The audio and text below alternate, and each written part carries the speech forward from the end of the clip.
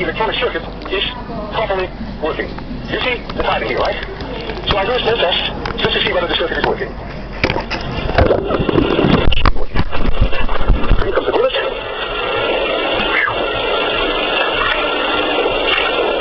You're ready, I'm ready. 3, 2, 1, 0. What do we see? 5.8 milliseconds.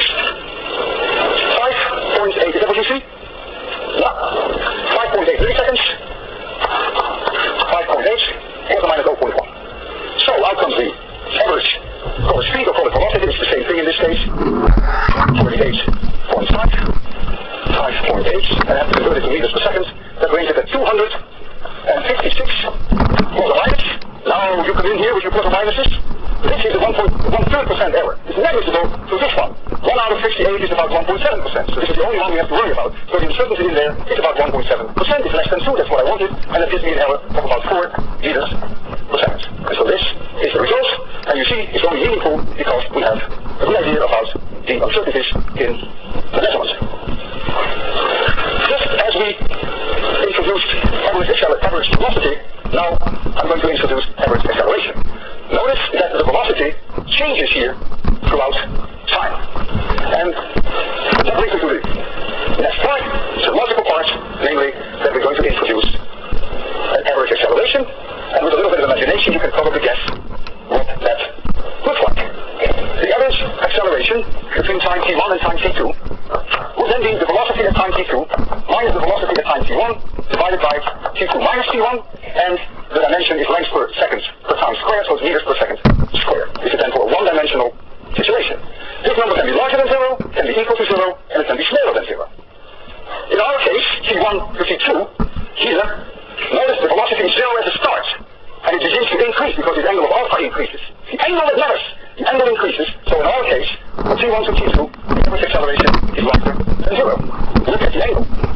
However, if you take the average acceleration between t1 and t5, that is smaller than 0, because here the velocity is 0, but here the velocity is negative. So if you substitute that in there, you get an average acceleration which is smaller than 0. So the science in velocity and the science in average acceleration depend crucially on how I have defined my increasing value of x, not where I choose my 0 points. If I reverse the direction of increasing x, then all my signs will change. So you can also write down then that average acceleration, if you like that, is delta t divided by delta t. You must be careful because the delta t is time sensitive. You must obey your sign convention. Over here, a tennis ball. And I can count the tennis ball, I can slow it down, and let us assume just for simplicity that it is about 5 meters per second, and that's a very, very good tennis ball, and then it also comes back with a velocity of about 5 meters per second. I will choose this to be my increasing value of x, and so this, the floor like this. That means the velocity at which it hits the floor is minus 5 meters per second. It bounces off, and then it comes, and it goes up with plus 5 meters per second. I call this V1, and I call this V2. So what now is the average acceleration? Well, I would have to know the time that it takes for this change in direction. In other words, we call that the impact time. I would say in this case, the impact time delta t is probably about 100th of a second. And so my average acceleration would be V2 minus V1, that is plus 5 minus minus 5, that is 10 divided by 10 to the minus 2, and that is plus 1,000 meters per second squared. I thought I'd observe carefully the signs. If now I say, I don't like this, I want to call this the value of increasing x. No big deal. This will become a plus, this will become a minus, and then this will become a minus. So then the acceleration is minus 1,000 meters per second squared. I have also here a tomato, and I have here some eggs. Now, imagine now that I throw the tomato down, or for that matter, the egg, and let it hit the floor at 5 meters per second. How to do that? They would not come back up. They would go. So therefore, the changing velocity would not be 10, apart from the sign that you have to think about, but it would only be 5 meters per second. The impact time would probably be much longer, maybe a quarter of a second. So therefore, the average acceleration during the impact would then be only 5 divided by 1/4, would be something like 20 meters per second squared. Now whether you call it plus or whether you call it minus 20 meters per second squared depends on the convention of what you call increasing x. But the egg and the tomato don't care what you call minus and what you call plus. Whether the acceleration is minus 20 meters per second squared or plus 20 meters per second squared, you better believe it, the egg will break. so it's only in your convention that it matters, but of course the physics will not change. The edge couldn't care less what you have chosen for your sign convention. Something breaks because the magnitude of acceleration becomes too high. That's why something breaks. A few days ago, I saw a Sherlock Holmes movie. And there was a guy who fell on the floor, the marble floor. And his head was lying there motionless. And he was Watson. And Watson said to Sherlock Holmes, what happened? Sherlock Holmes walks over to the guy, touches him, and he says, he crushed his skull. He was very intelligent, I must say, when he said that. He crushed his skull. And I said, gee, that's really physics in action. It's 8 to 1 all the way.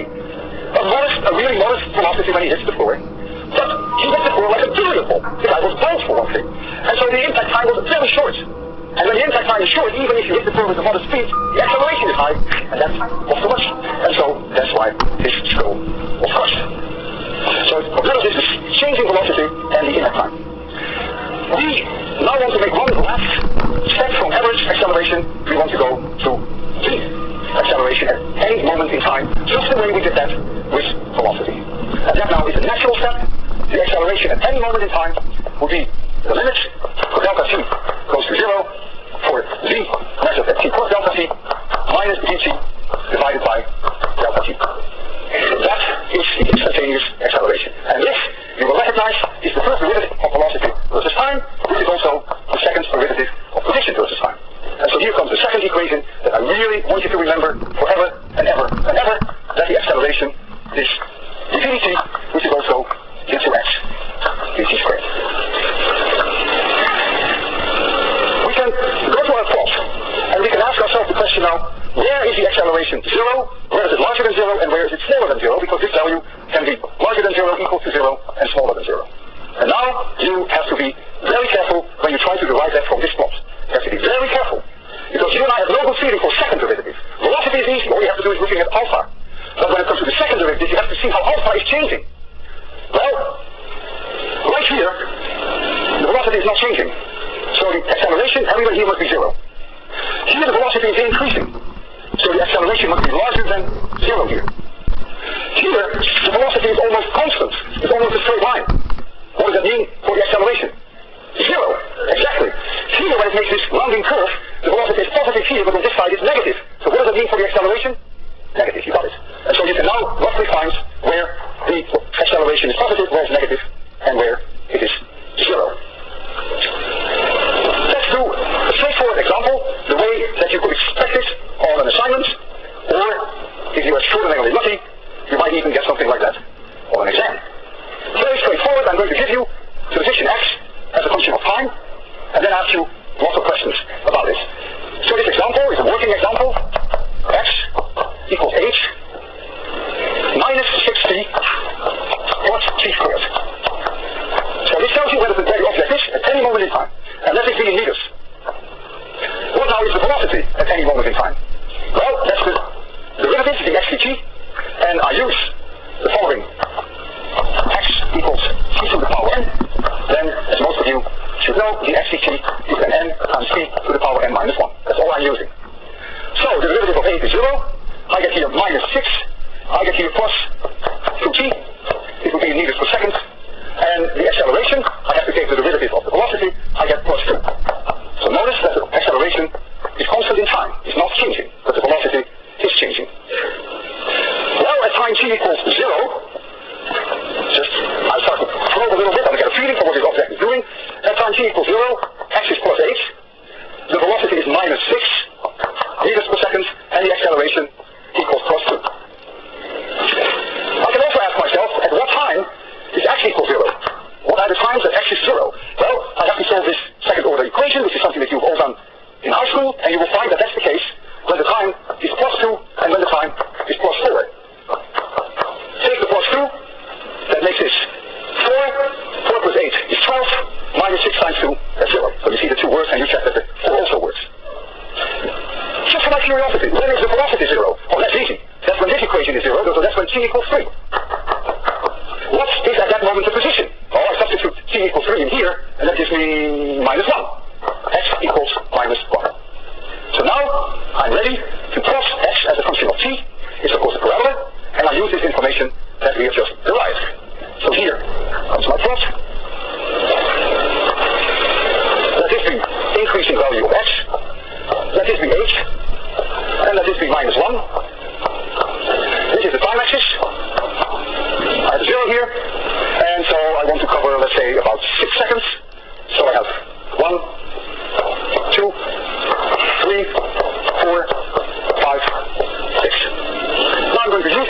acceleration in order to give you a curve which is similar to that one, except this is a simple one, this is a level.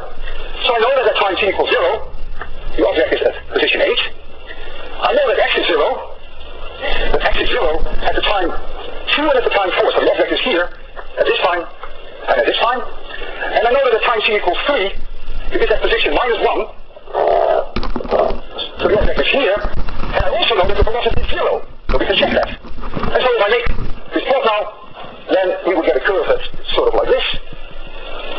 And if indeed, notice, the velocity here is 0, the angle alpha equals 0. The object starts out at t equals 0 with a negative velocity. You can see that. The object at t equals 0 is here. This is where the object is. I hope you realize that. The object is never here. This is the road. This is the one-dimensional track on which the object is sitting. The object is here, and it starts going in this direction. If it starts going in this direction, the velocity must be less than 0. And indeed it is. It's -6. But there is the acceleration, which is +2. It's in this direction. The acceleration says, I don't want you to go down. I want you to go up.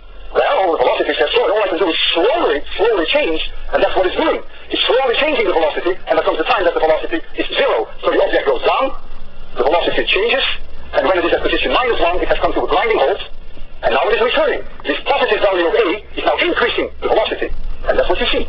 I therefore get you a nickel, that if you substitute in that equation, t equals 4, that the velocity is definitely positive. It has changed from a minus sign to a plus sign because of this positive acceleration. I'll get you a nickel. T equals 4. What is x? What is v? We want to know v. 8 minus 6 plus 2 meters per second. You see, physics works. V is now plus 2 meters per second. So all that information is in there, but I want you to be able to also digest it. Don't look at that curve as just some dumb parabola, some dumb curve. Try to imagine what is happening. And only then will you get some insights. Then you really begin to get it in your brains. I now would like to write down, in most general form, the equation for the position and the velocity as a function of time for a one-dimensional motion, whereby the acceleration is constant. So it's going to be one-dimensional again, and we have A is going to be a constant. And so the equation that I write down is the most general way that I can write it down. So we're going to get x equals some number c1 plus some c2 times c plus some c3 times c squared. And notice, I already erased my example. My example is done, but you would have seen this was an 8 before, and here we have what it has minus 6t and we have plus 1t squared. So you recognize these three. I can now take the derivative, and so I get c2 plus 2c3 times c, and then I get the acceleration equals 2c3. And now we get some insight into these quantities. Clearly, x1, c1, is the position of x at time t equals 0, for which we often write an x0. Because when t is 0, that is where x is. c2 is really the velocity at time t equals 0, because when t is 0, that's when c2 is v. And the acceleration is not changing with time, it's 2c3, therefore c3 is half the acceleration. So this gives you some insight in the meaning of these quantities, and you can see, you can read now some physics in there. C1, C2, and C3, and independently, either 0, larger than 0, or negative, makes no difference. Each one of these combinations is a valid possibility in physics. When we have gravity, an object is influenced by the gravitational acceleration. And the gravitational acceleration is a constant. And we write often for that gravitational acceleration the letter g. Whether I drop an object, or throw it vertically up, or I throw it vertically down, it's all one-dimensional. Because two-dimensional when I throw it at an angle, I keep it one-dimensional, the acceleration is always the same. And that's g. Gravitational acceleration in Boston is 9.80 meters per second squared. It varies a little bit for different places on Earth. This gravitational acceleration is independent of the mass of the object that I drop, of the speed of the object, of the chemical composition of the object, of the size of the object, and of the shape of the object, assuming that we have no air lag, assuming that these experiments are done in vacuum. Is it obvious that the gravitational acceleration is independent of all these quantities? By no means. Is it true? We think so. But I think you can appreciate that it is not obvious and it cannot be proven from first principle. Remember last time we dropped an apple from 3 meters and we dropped another one from 1.5 meters. And in your second assignment, which you haven't seen yet, I'm asking you to calculate the gravitational acceleration for me using these both experiments. And of course, I want you to also tell me what the uncertainty is in your final answer. And I'd like to help you a little bit to set it up and also to get these equations in terms of gravity, whenever we deal with gravity, we get the g in there. So suppose here's the object at time g equals 0, with the apple, and I call that position x0, I call that 0, I quickly chose my 0 position, and I drop it 0 speed. I just let it go, because that's the way we did it in class. The object goes down, and it hits the floor. Well, the general equations now, which is here in gravity, if I call this the increasing value of x, you can choose it differently. This is my choice today. It's the following. X equals x0 plus v0t plus 1/2 g t squared. And g now is 9.80 meters per second squared. The velocity at any moment in time equals v0 plus gt, and the acceleration is constant, is simply g. Now in my case I have chosen t equals 0, x0, 0, and I've chosen this 0, so these go. And so you see that the object is here, which is 3 meters below this point, and you know the time how long it took to get there, but you can now calculate g. Because x would be then 3 meters, that's when it's here. You made a measurement in class how long it took, so you know the time, and so you can come up with the value for g. And you can do that for both measurements, and of course I want you to tell me also what the uncertainty is in those measurements. Remember that we derived last time that the time that it takes for the apple to fall was c times the square root of h over g, and we never knew what that c was. I did a demonstration to show you that the time is proportional to the square root of h. We never knew what that c was. Now you know, because now you have the equations here, and you'll see that that c simply was the square root of 2. But I could not derive that from my dimensional analysis. Now, I want you to relax, and at the same time, get a little bit alert for a change. Look at this situation, v equals vt. That means when I drop an apple, and I'm going to drop another one today, that the velocity increases with time. So if I float this apple while it was falling, I would see the separation when it floats to increase with time, because the velocity goes up with time. I have here an apple, I'm going to put an apple up, about 3 meters from the floor. 3 meters. So the height is 3 meters, approximately. We know from last time, remember we did it was about 780 milliseconds to hit the floor. I will just round it off, and I think about it about 0.8 of a second, just to get an idea. If I flash, if I strobe it twice per second, we call it 2 hertz, so my strobe is 2 times per second, then I should hit that ball when it's falling twice with my strobe height. I don't know where it is though, because when we strobe it and when I let the apple go, the two are not synchronized. So maybe the first time that the light blinks it may be here, and the second time it may be here. But it's also possible that the first time is here, and the second time is there. And so the first thing I want to do is to test your alertness. We will blink. You will tell me where you see them, but we will take a picture. We will take a picture which will show us exactly where those 2 balls were. But that's the first alertness test. So get ready for this, and then we will do a second one, which is even more intriguing. So now I have to first lower this velvet so that we get a nice dark background.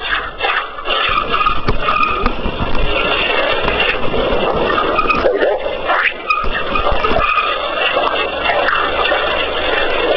Wow, with my fingerprint on it, it's not so black anymore. There it is.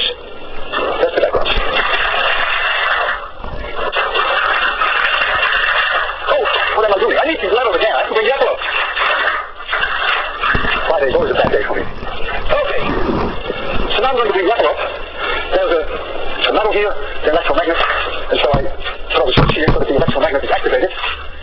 Very similar to what we did last time. We have to put the apple up, and the apple is hanging there. Here we go.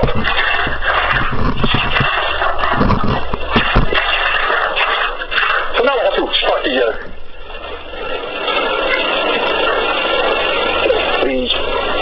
strobe. That's about 2 hertz. That's about 2 flashes per second, and I'm going to make it pitch black. Pitch black. Hold the lights off. I will count down 3, 2, 1, 0, and Bob there, who's behind the camera, will open the shutter when I say 1. And when I say 0, the ball will fall. So you will always see the ball in its highest position. That may not count there, of course, because it makes 2 flashes in the time that the shutter is open and then I fall. Okay, if you're ready, I'm ready. Make it as dark as we can. Bob, are you ready? Class ready? Everyone ready? You don't look ready. Okay, 3, 2, 1, 0. So let's look at this again in slow motion.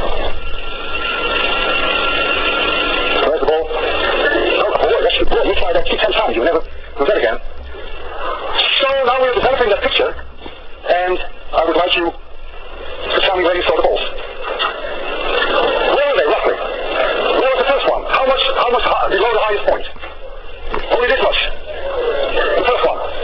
And then the second one was pretty low then. Okay. Sounds interesting. We'll take a look.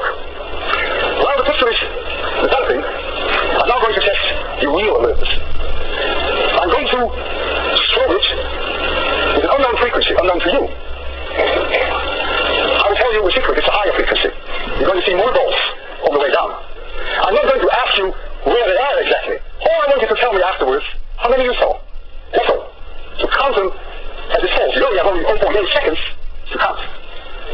Well, how did the picture come out?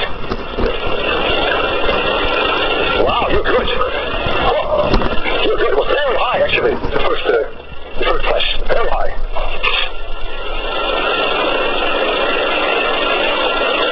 You see, you did very well. We're going to start now with the seconds part.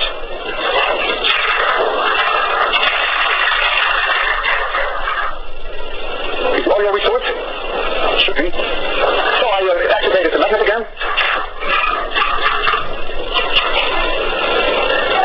That is.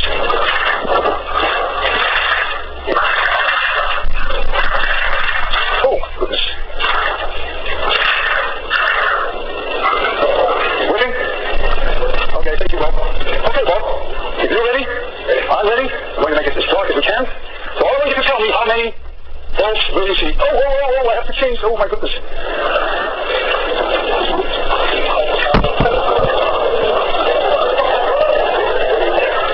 Come on, you're now at my team. What do you think? All right, ready? Bob, you okay? Okay. 3, 2, 1. Well? Who saw 3? 4. 4. I want to know 4. 5. 5. Here's a 5. Here's a 5. Another 5. Who saw 6? Wow. 7. 8. 9. 10. 11. Who's just so blur? Those are the real winners, I think. Well, I'll tell you, those 10 minutes, simply in 0.8 seconds, depending upon where you hit it, how lucky you are, I will show you, you'll either see 7 or maybe 8 balls, but it was a good test. And for those of you who thought that it was only, they only said 5, there you see them, let's count them. Let's count them together. 1, this is 1, 2, 3, 4, 5, 6, 7, this is a bounce. So for those of you who saw 5, who say next to the rest this weekend you'll read it, and I'll read it and see you Monday.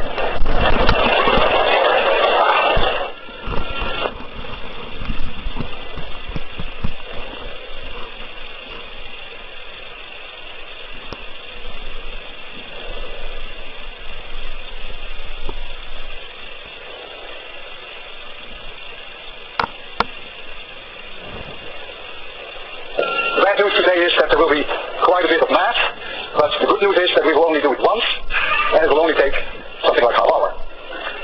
There are quantities in physics which are determined uniquely by one number. Mass is one of them. Temperature is one of them. Speed is one of them. We call those scalars. There are others where you need more than one number. For instance, on a one-dimensional motion, velocity, it has a certain magnitude, that's the speed. But you also have to know whether it goes this way or that way. So there has to be a direction. Velocity is a vector, and acceleration is a vector. And today, we're going to learn how to work with these vectors. A vector has a length, and a vector has a direction, and that's why we actually represent it by an arrow. You all have seen this is a vector. Remember this? This is a vector. If you look at the vector head on, you see a dot. If you look at the vector from behind, you see a cross. This is a vector, and that will be our representation of vectors. Imagine that I'm standing on a table in 26100. This is the table. And I am standing, say, at point O. And I move along a straight line from O to point P. So I move like so. So that's where I am on the table, and that's where you will see me when you look from 26100. It just so happens that someone is also going to move the table in the same amount of time from here to there. So that means that the table will have moved down, and so my point P will have moved down exactly the same way. And so you will see me now at point S. You will see me at point S in 26100, although I'm still standing at the same location on the table. The table has moved. This is now the position of the table. See, the whole table has shifted. Now, if these two motions take place simultaneously, then what you will see from where you're sitting, you will see me move in 26100 from O straight line to S. And this holds the secret behind the adding of vectors. We say here that the vector OS, we put an arrow over it, is the vector OP, with an arrow over it, plus PS. This defines how we add the vectors. There are various ways that you can add vectors. Suppose I have here a vector A, and I have here a vector B. Then you can do it this way, which I call the head-tail technique. I take V, and I bring it to the head of A. So this is A, this is a vector, and then the net result is A plus B. This vector C equals A plus B. That's one way of doing it. It doesn't matter whether you take V, the tail of V to the head of A, or whether you take the tail of A and bring it to the head of B. You get the same result. There's another way you can do it, and I call it the parallelogram method. Here you have A. You bring the two tails together. So here is B now. So the tails are touching, and now you complete this parallelogram. And now this vector C is the same sum vector as here. Whichever way you prefer. You see immediately that A plus B is the same as B plus A. There is no difference. What is the meaning of a negative vector? Well, A minus A equals 0. Vector A subtracted vector A equals 0. So here is vector A. So which vector do I have to add to get 0? I have to add minus A. Well, if you use the head-tail technique, this is A, you have to add this vector to have 0. So this is minus A, and so minus A is nothing but the same as A, but flipped over 180 degrees. We will use that very often. And that brings us to the point of subtraction of vectors. How do we subtract vectors? So A minus B equals C. Here we have vector A, and here we have, let me write this down here, and here we have vector B. One way to look at this is the following. You can say A minus B is A plus minus B. And we know how to add vectors, and we know what minus B is. Minus B is the same vector, but flipped over. So we put here minus B, and so this vector now here equals A minus A. This vector C is A minus B. And of course you can do it in different ways. You can also think of it as A plus C plus B is A. Well, you can say, you can bring it to the other side, you can say C plus B is A. C plus B is A. In other words, which vector do I have to add to B to get A? And then you have the parallelogram technique again. There are many ways you can do it. The head-tail technique is perhaps the easiest and the safest. So you can add a countless number of vectors, one plus the other, the next one, and you finally have the sum of 5 or 6 or 7 vectors, which then can be represented by only one. When you add scalars, for instance 5 and 4, then there's only one answer, that's 9. 5 plus 4 is 9. Suppose you have two vectors, you have no information on their direction, but you do know that the magnitude of one is 4 and the magnitude of the other is 5, that's all you know. Then the magnitude of the sum vector could be 9 if they are both in the same direction, that's the maximum, or it could be 1 if they are in opposite direction. So then you have a whole range of possibilities, because you do not know the direction. So the adding and the subtraction of vectors is way more complicated than the scalars.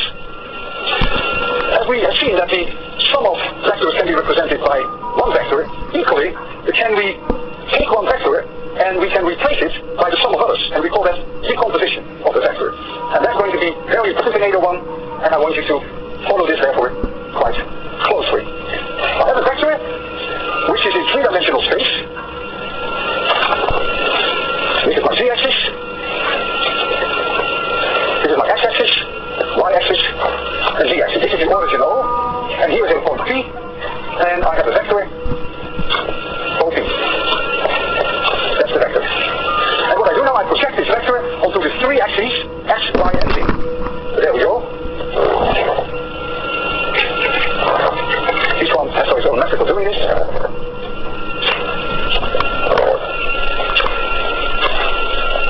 There we are. I call this vector vector A. Now this angle be theta, and this angle be phi.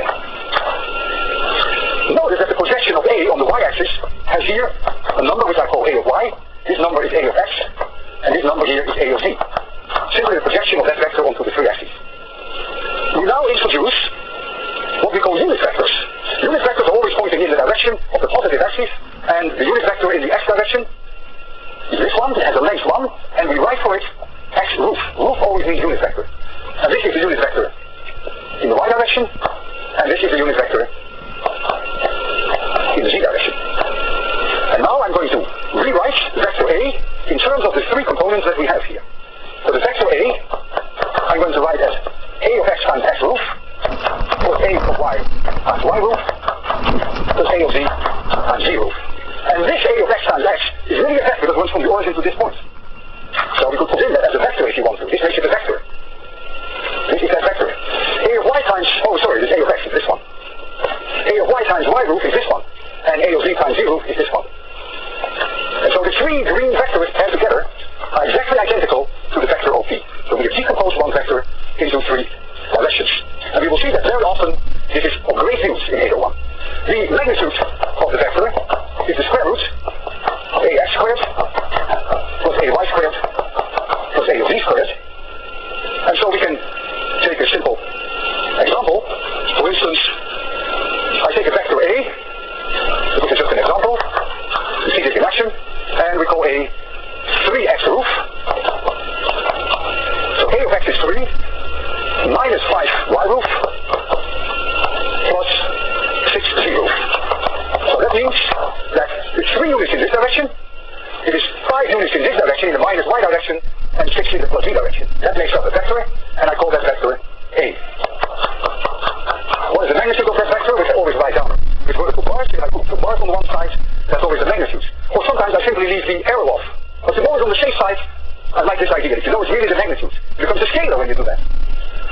So that would be square root of 3 squared is 9, 5 squared is 25, 6 squared is 36, so that's the square root of 70. And suppose I ask you, what is theta? It's uniquely determined, of course. This vector is uniquely determined in three-dimensional space, but you should be able to find phi and theta. Well, the cosine of theta is this angle here, 90 degrees, projection. So the cosine of theta is A of z divided by A itself. So the cosine of theta equals A of z divided by A itself, which in our case would be 6 divided by the square root of 70. And you can do phi. It's just simply a matter of manipulating some numbers. We now come to a much more difficult part of vectors, and that is multiplication of vectors.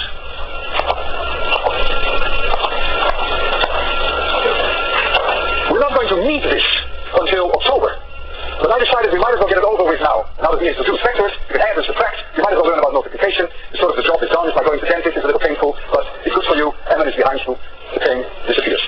So we're going to talk about multiplication of vectors, something that will not come back until October and later in the course. There are 2 ways that we multiply vectors, and one is called the dot product, often also called the scalar product. A dot B, a step dot. And that's defined as it is a scalar, A of x times B of x is the number, plus A of y times B of y, that's another number, plus A of z times B of z, that's another number. It is a scalar. Has no longer a direction. That is the dot product. So that's method number 1, that's completely legitimate, you can always use that. There is another way to find the dot product, depending upon what you're being given, how the problem is presented to you. If someone gives you the vector A, and you have the vector B, and you happen to know this angle between them, this angle theta, which has nothing to do with that angle theta, it's the angle between the two, then the dot product is also the following, and you may make an attempt to prove that. You project the vector D on A. This is that projection. The length of this vector is V cosine theta. And then the dot product is the magnitude of A times the magnitude of V times the cosine of the angle theta. The two are completely identical. Now you may ask me, you may say, gee, how do I know what theta is? How do I know I should take theta this angle? Well, maybe I should take theta this angle. I mean, what angle is A making with V? There's no difference, because the cosine of this angle here is the same as the cosine of 360 degrees minus theta. So that makes no difference. Sometimes this is faster, depending upon how the problem is presented to you. Sometimes the other is faster. You can immediately see, by looking at this, it's easier to see than looking here, that the dot product can be larger than 0, it can be equal to 0, and it can be smaller than 0. A and B are, by definition, always positive. They are the magnitudes. But so it's determined by the cosine of theta. If the cosine of theta is larger than 0, well, then it's larger than 0.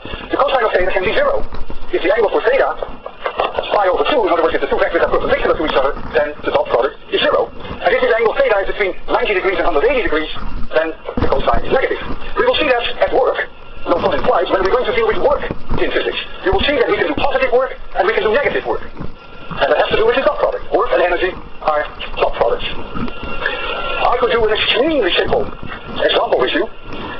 can think of, perhaps it's almost an insult, it's not meant that way. Suppose that A, not B, and A is the one that you already have on the blackboard there. Right here, that's A. The D is just 2y. What? 2y roof. That's all it is. Well, what is A dot B? A dot B, there's no x component of B. So that becomes 0. This term becomes 0. There is only a y component of B. So it's minus 5 times plus 2. So I guess minus 10 because there is no z component. Simple as that. It's minus 10. I can give you another example. Example 2. Suppose A itself is the unit vector in the y direction, and B is the unit vector in the z direction. Then A dot B is what? I want to hear it loud and clear. Yeah, 0. It is 0. You don't even have to think about anything. You know that these two are at 90 degrees. If you want to waste your time and want to substitute it in here, you will see that it comes out to be 0. This would work, because clearly A of y means that this is 1. That's what it means. And B is z, that means that B of z, that this is 1. And all the others do not exist. Well, I wish you luck with that. And we now go to a way more difficult part of